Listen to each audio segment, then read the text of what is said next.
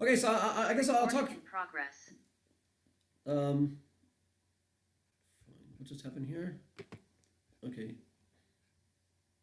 Oh, okay, fine. Okay. So I will. I think I'll speak about. Okay, so I realize I can't see everybody. Okay, whatever. Bekitzer, I'm going to speak. My orders from Eitan. By the way, first of all, to appreciate Eitan Van doing a great job, and he's going to put this whole thing together. And his plan is to have 4 Shabbases for the 4 Parshas. Let's start for that. So he gets a big shkar for that. And that's it. Now, I figure my orders were talking about Parshas Shekalim. He asked me last week on Thursday, I think, something that was happening in the office, and he asked me if I can say something on Parshas about Shekalim. So I'm going to, speak about the Parsha from Parsha about Shekalim, and I'll speak for a few minutes. And then if there's questions, whatever it is, we have to be over by 10:30 anyway. And if guys have questions afterwards, we'll leave it open. Okay. So here's what I was thinking. The whole pshat in Parshas Shekalim is that everyone has to give at this point, starting from Rosh Chodesh Adar, everyone has to give a half shekel to the Beis HaMikdash. Half shekel to the Beis HaMikdash, and then, by the way, okay, whatever. The word Shlomo Lieber, by the way, is my nephew. Just throwing it out there. But anyway, everyone has to give a half shekel to the Beis HaMikdash. What do they do with the money? You have a whole month to give it, by the way, and things get more intense. Like halfway through the month, they pressure. And if no one, if you didn't give yet by the 3rd week into the month, they're like mamash on your case. You know what I mean? Things have to be in there by Rosh Chodesh. And what happens is they use all those half shekels, and they use it for the korbanos. That's the pshat what's happening then. So since we don't have it nowadays, we learn about it. That's what would happen. How does it Mikdash? You give half shekel, and it'll be used for the korbanos. But the pasuk says that everyone should give a half shekel, and the pasuk says. I forgot the lashon of the pasuk. Kofer. You have to give an atonement, a kofer for yourself, a half shekel. Now the truth is, we have actually in this week's parsha, Mishpatim, it talks about kofer in a different context. That let's say a person has an animal, and the animal kills a person. So if an animal that's a muad animal kills a person, so you have to pay kofer. The simple first off understanding of it is, like the pasuk says over there, I have to pay pidyon nafsho. I have to pay the value of the guy killed. That's the starting of it. There's an opinion that learns from a Gzera Shava otherwise, but the starting point is that if a person's animal killed someone, you have to pay the kofer, which is the value of the person.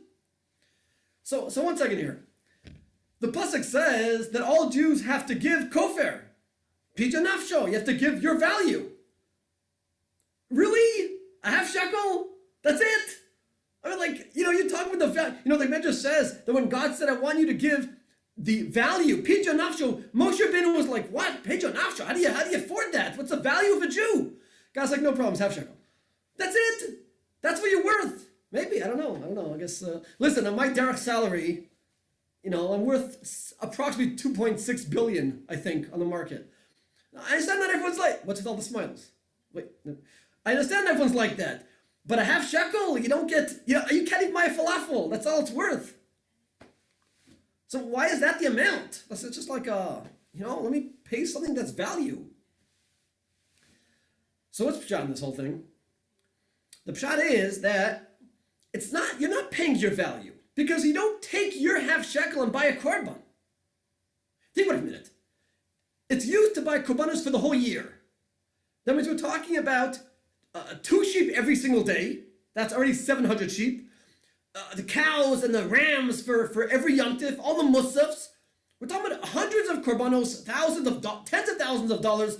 Let's be real. Your half shekel is maybe the tail of a sheep. It's nothing. And yet, you are now part of all the sacrifices. How? I bought nothing. I bought it's a mashu. It's barely anything.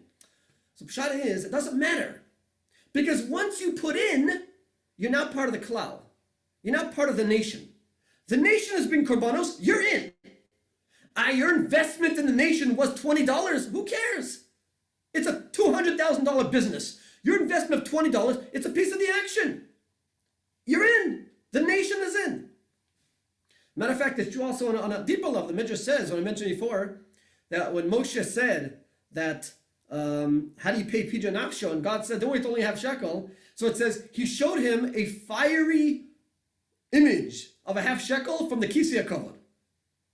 Now, the Derech asks, why don't you just tell him it's a half shekel? Like, it's not so hard. You know what I'm saying? What's with the fiery image? Just show him it's a half shekel. It's $20. It's $10. That's all it is. We need to give him a fight. The pshat is, it's not just the value. The pshat is there are neshamas.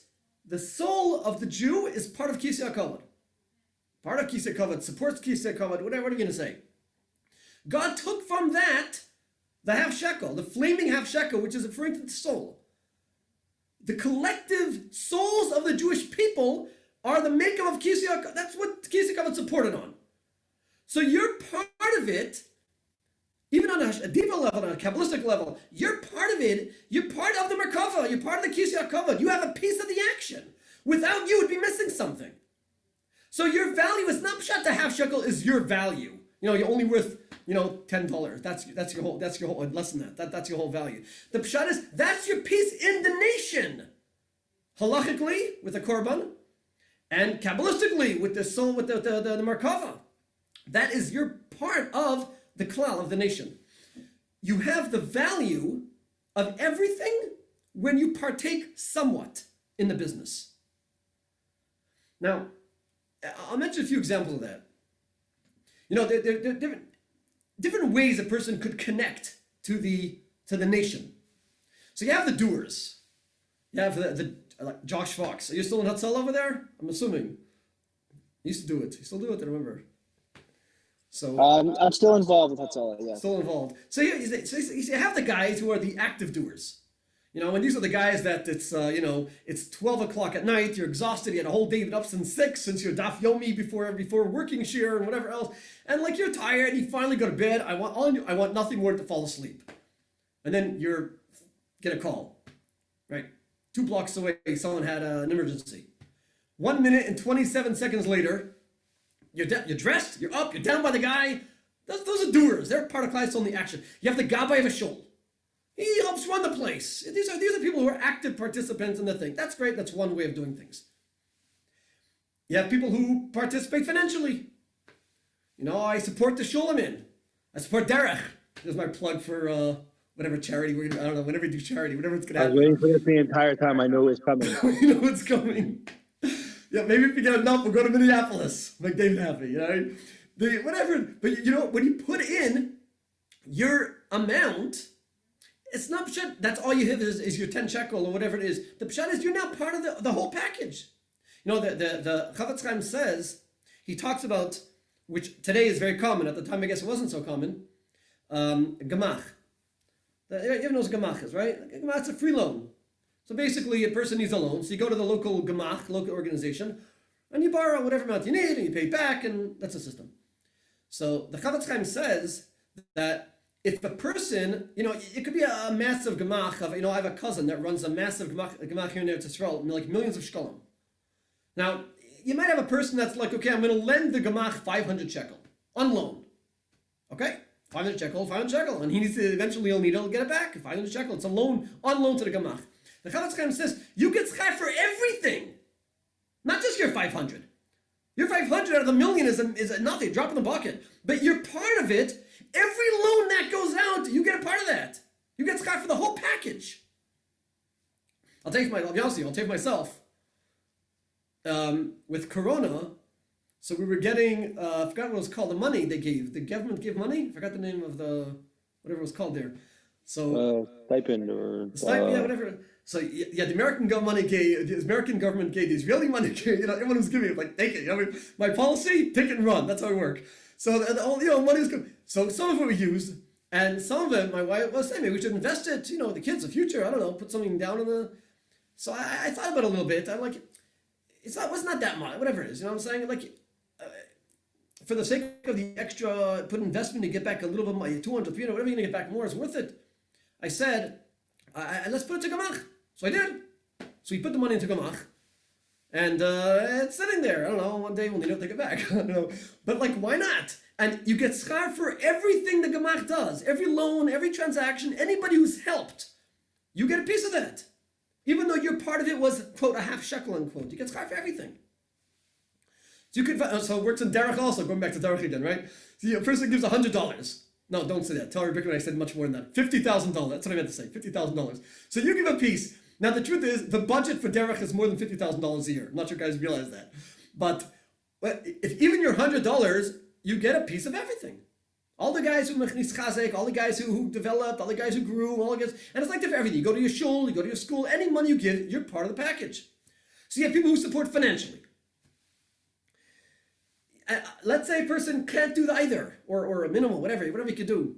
So there's other ways you could feel part of the nation, part of the klal. I live in Neve Yaakov, and I'm sure everybody heard what happened 2 weeks ago in Neve Yaakov. Happened to be I was not in Neve Yaakov at the time. The attack happened 5 minutes away from me.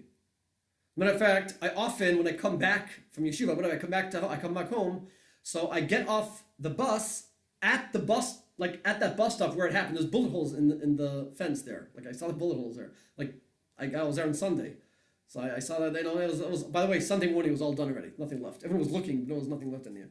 So I get, it's not. I don't daven there. It's not. I don't, whatever. But it's 5 minutes away from me, and I get off the bus there often. Like it's right 5 minutes away from me. So, but I happened to be, I was in Beit Shemesh at the time. That was Ramat Beit Shemesh Shabbaton, that week, that Shabbos. So I didn't find out till after Shabbos. Obviously after Shabbos, all the guys turn on the phones, and they're all like telling me that there was this massive attack in Neve Yaakov. Okay. You're not there. I wasn't even here. But you live in America, you're across the town, across the world, wherever you are. You could feel part of it. You could feel connected. You could feel a sense of sadness, connection. Not financially, not even practically. I'm not doing anything about it. But it's my people, it's my brothers, it's part of me. People got hurt. I'm part of that cheshbon. When I moved to Israel, I saw an unbelievable thing. In the States, you don't see it as often, maybe because it's further away. When I first moved to Israel, it's 20 years ago. So there was a lot of bus bombings going on. And I remember getting on, it's like unbelievable for coming from the States. It's just a feeling was like, you get on a bus, regular, whatever bus I was getting on, and you see everybody's face, solemn, and like some people are crying. And I'm like, what's going on? Did the bus break down? Like, what's happening over here? So you don't know, they had the bus driver turn on the radio loud, everyone should hear it, and there was in a bus bombing, whatever, some other place. And you saw people crying. They don't know who the people were. They don't know who the victims are. But you're crying. Jews are getting killed. How do you, something? They say Rav Ruderman, I heard, Rav Ruderman passed away many years ago. In the 86, I think he passed away, 87, something like that. So they say his wife, during one of the wars in Israel, she was an old lady, she used to have tea. Whatever, she used to have tea all the time, she was an old lady. So when one of the wars happened in Israel, she decided she's not taking sugar in her tea. Bitter. Yeah, I'm not going to enjoy the tea. How can I enjoy tea when people are getting killed in Israel? It's a feeling I'm a part of the nation. So even if you're not practically going to be doing things, and even if you're financially limited or whatever the situation is, but you could feel part of the cloud, you could feel part of the nation. And to the extent that you are a part of the nation, you're in. You're in with everything that goes on. Your half shekel, all the kabbanas you get schus for. Your $5 in the gemach, all the stuff you get schus for. Your neshama and the kisya kavod, everything is on your head. All of it. Being part of the nation. So I think that's a thought of the machzis shekel. That it's the idea of you're being part of the klal, part of the nation, and to whatever extent that a person could partake and participate and be involved, again, practically, financially, or just emotionally. Part of the nation, you get schar, you get your mamish included with everything. That it can't be that a person says to himself, okay, that's there and I'm here, not with me. Like the way the pasuk says it, I'll close the door of my house, shalom yehi yali. I'm okay, I'm fine. That's a person who detaches himself from the nation. That's not good. A person has to be part of things. You have to think part of things, you have to act part of things, you have to feel part of things. You do that, then you have already an approach. That's the thought that I wanted to share about machzis shekel. If any questions, you can throw them out about this or anything else. If anybody has anything. Rabbi, I have a riddle for you. Wait, well, one at a time. Start again? I have a riddle for you. Yeah. I think you'll like it. What is mutter to do when it's dry, but also to do when it's fresh. Mutter when it's dry, and also when it's fresh. Yes. Fine, I have to think about it. Let me take other questions in the meantime while I. Right. Fine. Yeah, Avi, you said something. Rabbi, you mentioned the Chafetz Chaim. His statement on the buying in is about the Gemach. Like Yeah, that's he's the talking statement that Gemachs. it is. Yeah. He talks about how in his day they're starting this new unbelievable thing called the Gemach, and he explains a little bit. It clearly wasn't common back then. Now it's all over the place. Yeah.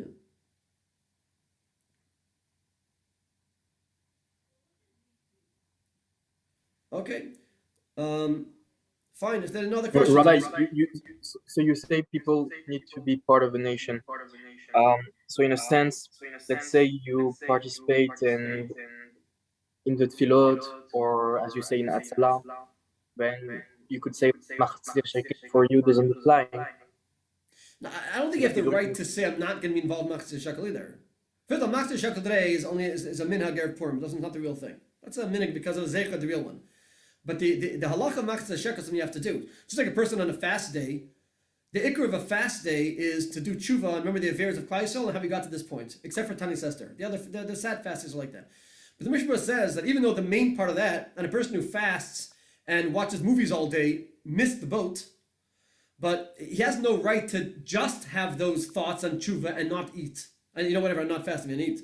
You can't break with the halacha, the dictation of the halacha. So you have to give Machzir Shekel back in anyway. But for us nowadays, we don't have Machzir Shekel, so we can participate in other ways, other areas, whatever that we can. Rabbi, so why is Parshas Shekel so shaykh to Purim compared to any other Chag? Yeah, well, the truth is, technically it's not a Purim. It's a prep for Pesach or Nisan, because the pasuk says that starting Nisan, it's really from based on the pasuk, that starting Nisan you have to bring korbanos from the new money that was donated, and then the old money you had from the previous year that gets put away for other side things. So there's a mitzvah, at least if you have new money, you got to give from starting Rosh Chodesh. From the new money, you have to give pay the korbanos. So it's not really a Purim thing. Although you do find two connections. You find that Haman, the Gemara says that he gave 10,000 kikar kesef to Achashverosh to buy off the Jews. So one of the pshatim there is, the Tosfos brings, that it was to counter the Machzir Shekel. He makes a calculation. The Machzir Shekel from all the Jews of 600,000 Jews, he paid that amount to counter it. Now the truth is, he also in his accusations of the Jews, he mentioned that the Jews are not united. One of the things he mentioned to there. It could be connected, I don't know. But whatever. That's one thing as far as it's not really that's an idea connected to Purim, but the Ikar Machzir Shekel is not really connected to Purim. Although I will mention a side point that all four Parshas is a little bit strange. I'm a little bothered by this every year. Each four is for a separate topic, which all are basically one after the other. The 1 week in between is one after the other. There's got to be more to it because these are the only things in the whole year we have to commemorate with reading the Parsha. There's nothing else the entire year, no other events that are worthy of reading a Parsha, but clearly there's something more to the four Parshas that connect all of them together. So I do want to, I think it has to be true. Question of what it is, but it must be true.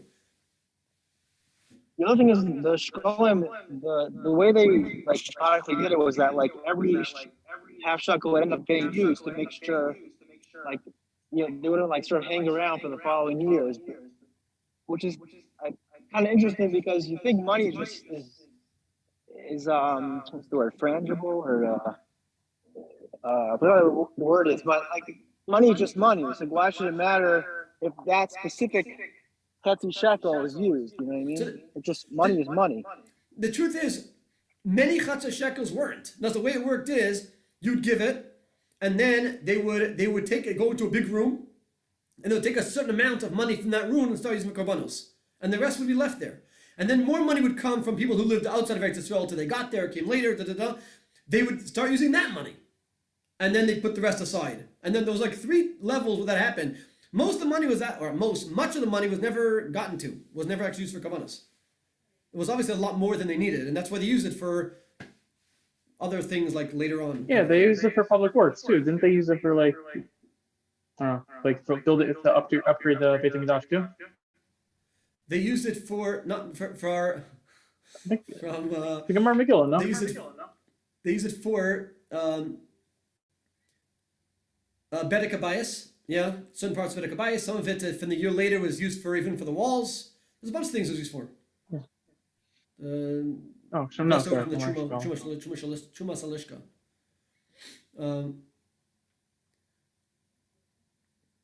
And who had But, to give the Machatzit shekel? Only men? So yeah, minhag was everybody who was age of 20 initially. Minhag is to give the age of 13. Now the minhag gives to everybody. That even father starts giving for a son. That's minhag tonight nowadays. And you give for even children, and then you just keep giving. But the truth is, nowadays our minhag again is not the original Machatzit shekel. It was initially machlokas 13 or 20, and every adult man or every 13 or 20-year-old, whatever, would give half shekel. Nowadays it's only minhag. What? So my next question is, those people that were exempted from giving Machatzit shekel, are they still part of the nation? Yeah, clearly they are. Because They didn't give. They didn't. Yeah. So the question is, how did other people? How do you have a sheikhs to the korbanos? If your holder starts when you're 20, and a 15-year-old who's bar mitzvah has to have a part of Christ also. So of course his money is not used for korbanos, but it's on behalf of him also. I mean, like I mentioned, many of the Machatzit shekel weren't used for korbanos at the end anyway. They were put aside for other things. But even the ones that weren't even donated yet, bring korbanos today, and some of the stuff that comes from Bavel wasn't going to go for another few months. So either way, it was always nitram, was always given over on behalf of the entire nation. And also, like women were putter from the korbanot anyways. What's that? Say again. Women are putter from the korbanot anyway. From the It's a communal korban. It's a communal korban. Women are not putter from it. I don't know what that means. It's They're on putter behalf from of the Muslims. nation. You're saying if Chasron the only women left, they have to make it anyway? I don't know. But it's a national women thing. are putter from Musaf. They don't have a chiyuv in Musaf. Why would they have a chiyuv in the korbanot if it's a zecher of the korbanot? I don't know. That's a tefillah. I'm not sure if it's necessarily raya. Maybe. Mitzvah Hashem ben grama. I'm not sure how it works. For communal things, I'm not sure how it works. I mentioned nowadays the minhag is to give for everybody, and once you start giving, what's it called? Once you start giving, so then you're not supposed to stop. You're supposed to give every year on behalf of all the kids. But again, nowadays we don't give we give a value of half the amount of the currency you live in. So if you live in Israel, it's a half shekel per person. It's not that much money. You know what I mean? You have a bunch of kids. You're talking 5 shekel. What? Spartan possibly you give the actual weight of silver in 2 shekels. Sfardim do that, yeah. Yeah, Sfardim do it. The Ramah holds us half of the currency you're in. Yeah. Right. Okay, fine, we're good. All right, just shout out to everyone for joining. I'm posting in the chat right now the link to the Derech WhatsApp community. So if you're not in it yet, you should definitely join it because we're going to be joining every single Derech Alumni group into there, plus a few resources. And maybe it's time to be the start of many more Alumni Shiurim to come. Okay, Shkar for arranging this whole thing. And Thank you so much, Rabbi. guys. It's fantastic. I wish to do more, but I can't. What? I just said thank you so much. It's fantastic. Oh, no problem. Yeah, and a personal note, if guys want to get in touch, we can talk personally. I just can't do it with everybody around. But Evish Matzliach in all the areas that they're in, and all the places that they're in. Amen. All right. Amen. Okay, take it easy. It's good seeing you guys. Bye-bye. Everyone, Kol Tov.